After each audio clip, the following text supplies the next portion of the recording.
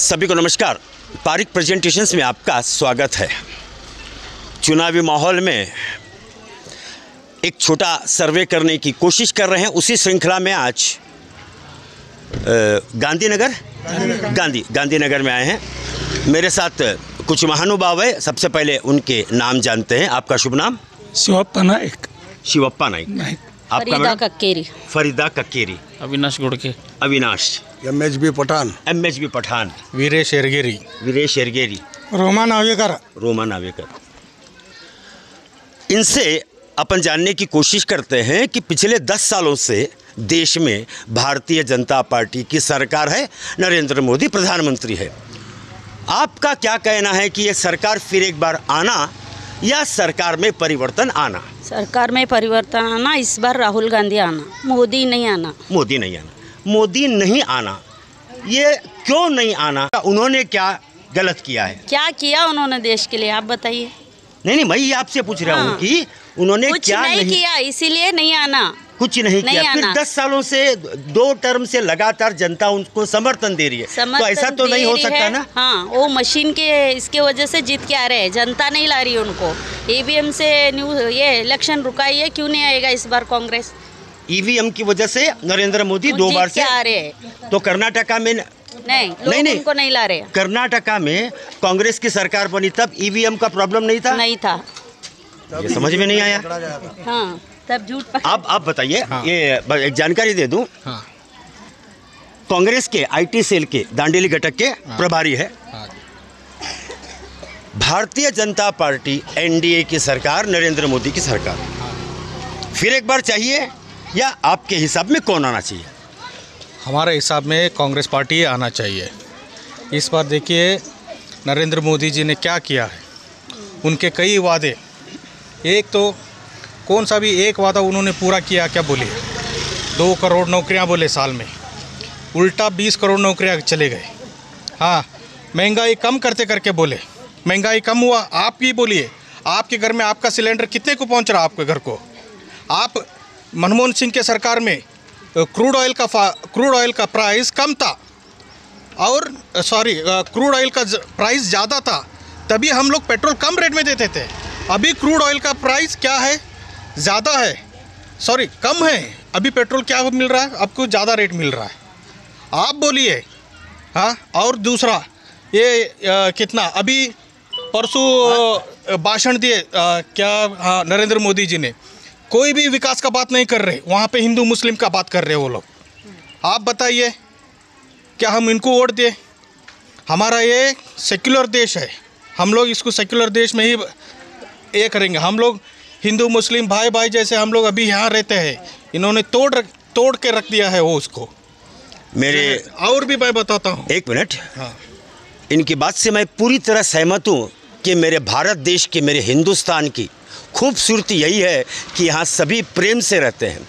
जैसा इन्होंने कहा कि थोड़े दिन पहले नरेंद्र मोदी जी ने हिंदू मुस्लिम किया भाषण में किया या हिंदू मुस्लिम बोला, जो भी, कुछ भी नहीं बोलना चाहिए, नहीं बोलना चाहिए। लेकिन 2009 में जब प्रधानमंत्री मनमोहन सिंह थे, हाँ, तब उन्होंने कहा था कि भारत के संसाधनों पे पहला हक मुसलमानों का है। एक मिनट। आप उस वीडियो को कंप्लीट देखिए। उस वीडियो में उन्होंने क्या कहा? सिर्फ मुसलमान नहीं, सिर्फ अल्पसंख्यक का नहीं, पूरे पिछड़े लोगों को करके बोला उन्होंने। पिछड़े बोले तो माइनॉरिटीज बोले तो मुसलमान नहीं है। सही बात है, उसमें सही बात है। आपका हर एक 2A 2B 2C ये सब आते हैं, इन सब को बोलना चाहिए था ना। बहुत अच्छी बात है। मैं आपकी बात से पूरी तरह सहमत हूँ कि खूबसूरती होनी चाहिए, हिंदू मुस्लिम का कोई बात नहीं होनी चाहिए। ये देश है। ये तोड़ मरोड़ के क्या प्रधानमंत्री झूठ बोल रहे हैं, झूठ के नाम पे वोट मांग रहे हैं। बोलिए ना उनके विकास की बात करने के लिए।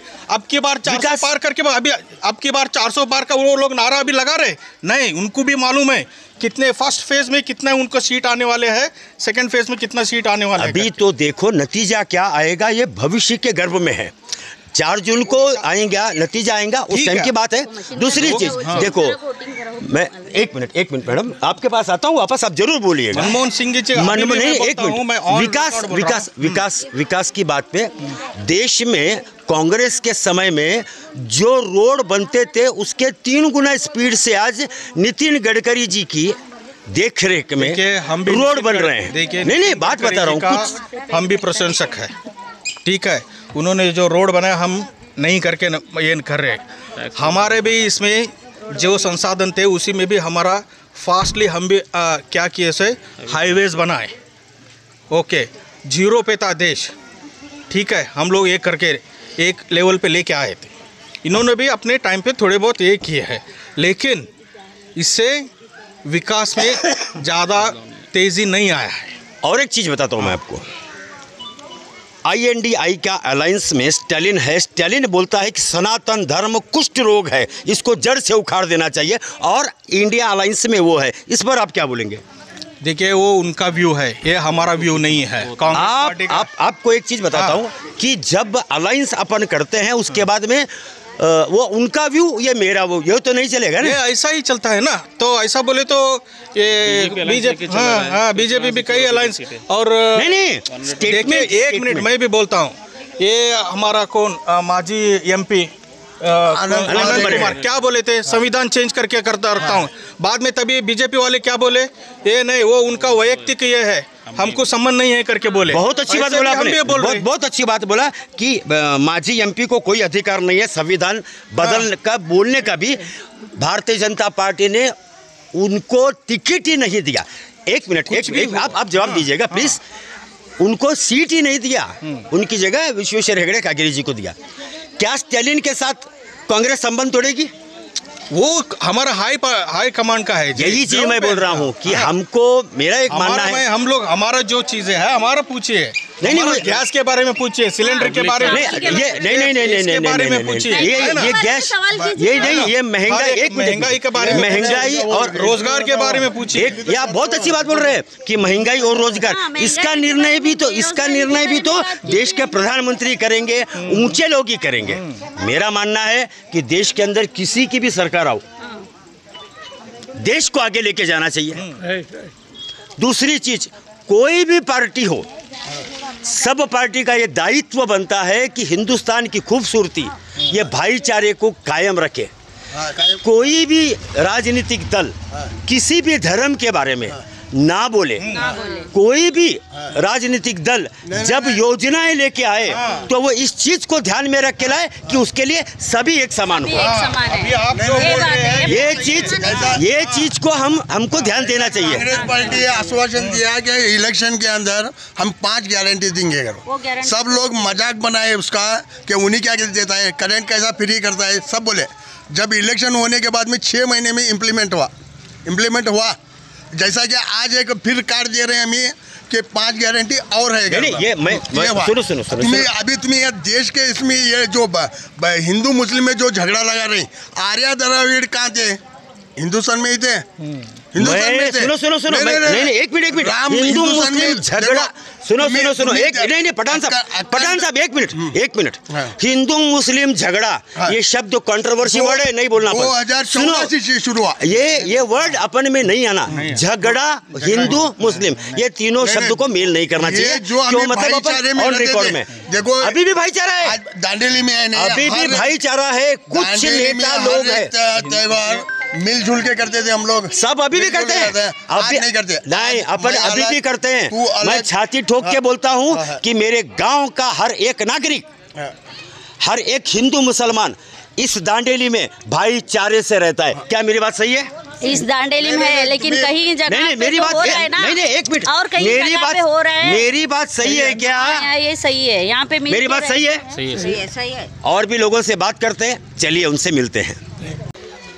इस वक्त मैं कुछ महानुभावों को देख रहा हूं, उनसे भी जानने की कोशिश करते हैं कि पिछले 10 सालों से चल रही भारतीय जनता पार्टी की सरकार में परिवर्तन आना चाहिए या नहीं। नरेंद्र मोदी प्रधानमंत्री है, प्रधानमंत्री दूसरे होना चाहिए या नरेंद्र मोदी ही होना चाहिए। इस वक्त मेरे साथ दांडेली के भारतीय जनता पार्टी घटक के अध्यक्ष बुद्धिवंत गौड़ा पाटिल, अध्यक्ष बुद्धिवंत गौड़ा पाटिल जी है। आइए इनसे जानते हैं। पिछले 10 साल से भारतीय जनता पार्टी की सरकार है, नरेंद्र मोदी जी प्रधानमंत्री है। किस आधार पे नरेंद्र मोदी जी बोल रहे हैं कि अब के बार 400 पार? नरेंद्र मोदी जी जो बोलते हैं ना वो सच बोलते हैं। हमारा देश को पहला क्या होता था, हमारा सैनिक लोगों को ले किसी पे प्रहार करना पड़ा तो उनका परमिशन लेना पड़ता था। हमारा मोदी जी बोलता है जो भी हमारा देश पे आँख डालेगा उसको उधर ही भून डालो बोलेगा, उसके लिए चाहिए। यानी मोदी जी आने के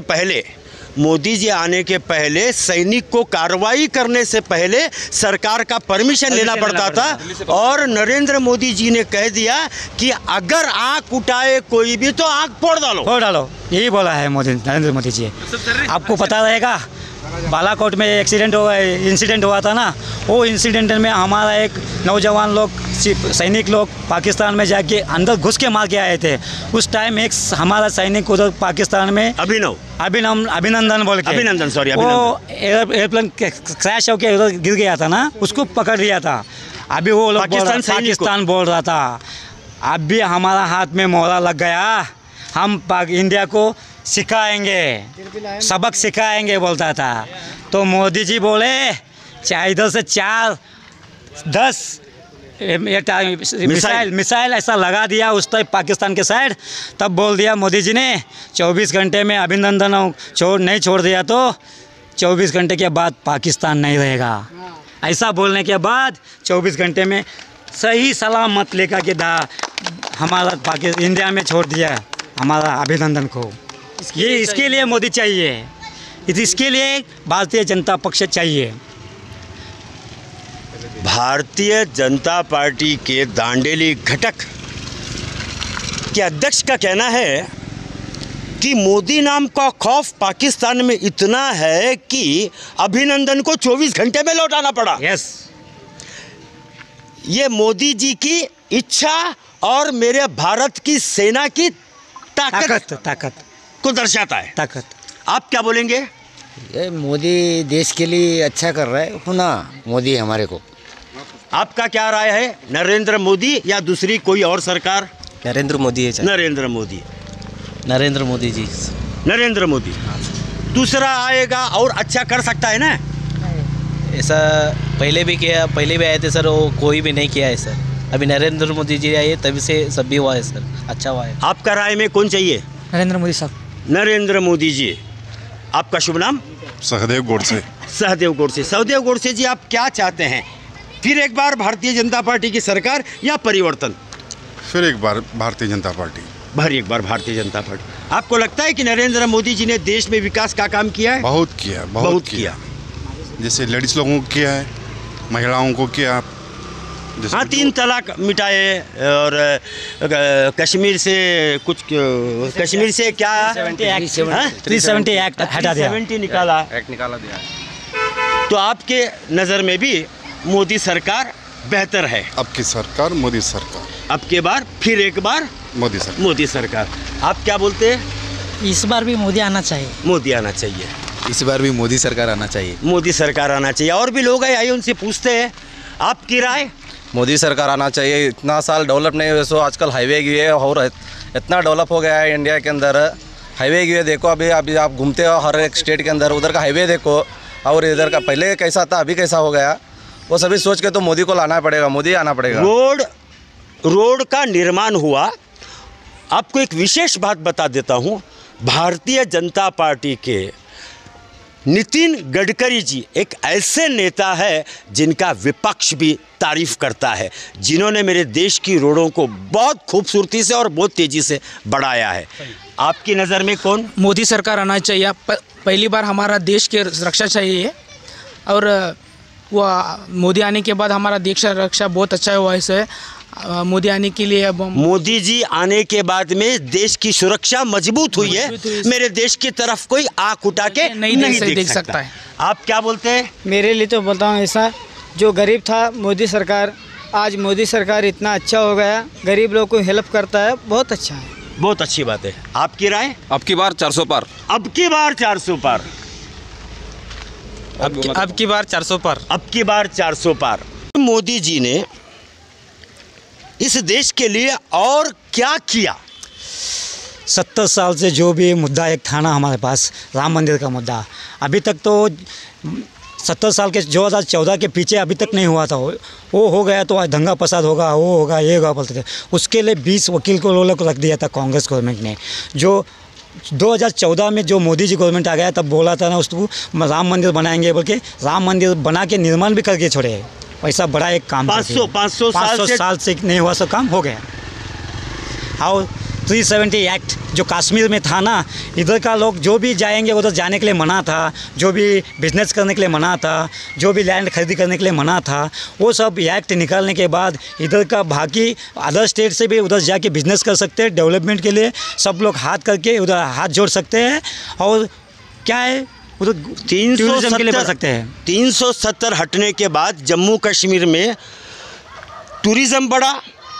चाहे हिंदू हो, मुसलमान हो, कोई भी हो, अपना त्यौहार खुशी से मना सकता है।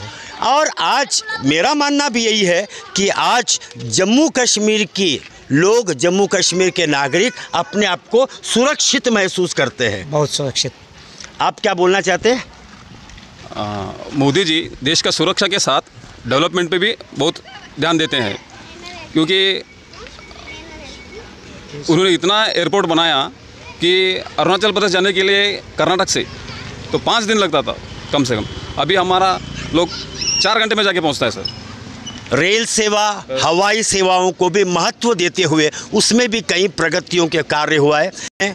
बस मेरा आपसे यही कहना है कि जिस दिन मतदान होता है उस दिन वोट अवश्य दें, अपनी समझ से दें, अपने विवेक से दें। उसी नेता को वोट दें जो आपके देश को उन्नति की ओर ले जाए, आगे ले जाए।